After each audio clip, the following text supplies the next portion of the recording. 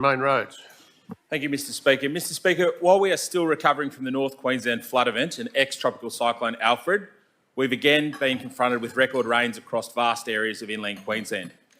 Our Queensland disaster management arrangements facilitate planning for and responding to and recovering from these most extreme weather events. And the Christopher government are committed to doing just that. Transport and Main Roads was well prepared for this latest flooding event, which in some parts of the state is still unfolding. We are also preparing for more rain in the coming days from Western Australia's ex-tropical cyclone Diane, which is expected to add more water to the already sodden catchments out west.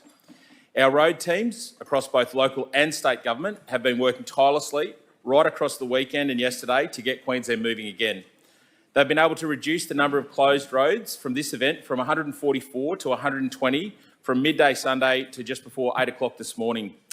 These road crews are currently inspecting and clearing flood-damaged roads and bridges from the New South Wales border right up to the Gulf.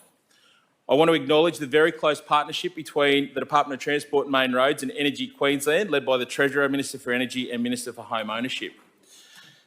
Mr Speaker, when communities are recovering from disasters, they need their roads and electricity restored quickly. This means our communities can get on with their mobile phone coverage, communications, we can restore water and sewage, and we can get them working again. It means that hospitals, aged care facilities and other essential infrastructure no longer need to rely on backup generators. And it means that schools can return to normal, shops and motels can open, and the important economic drivers of retail, manufacturing, agriculture and tourism can function again. My department and Energy Queensland have again worked hand in glove to prioritise access to the hardest hit areas in some of our remote parts of the state. It's humbling to watch our teams, often in the most gruelling of working environments, finding ways around otherwise impassable roads to expedite the return of services for those communities. Nowhere, Mr Speaker, is this more apparent than the 210-kilometre stretch of road from the iconic town of Longreach to the flood-impacted town of Junda. I want to acknowledge the work of Longreach Regional Council and the TMR Road Tech crews who are working to restore this critical link, which is known as the Thompson Developmental Road.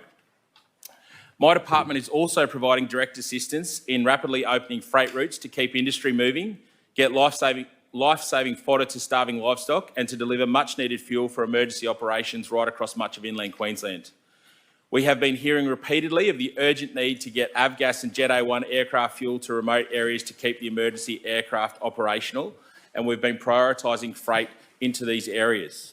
I thank Queenslanders for their patience as we prioritise the movement of emergency and resupply vehicles. I want to acknowledge the hard work of the Queensland Rail team who are again confronted with damage to our passenger and freight networks right across northern, central and western Queensland. This work is ongoing and I know our crews will get the train network running again as quickly as possible. I particularly want to thank the mayors and the councillors in the impacted areas, along with the member for Warrego and the member for Gregory.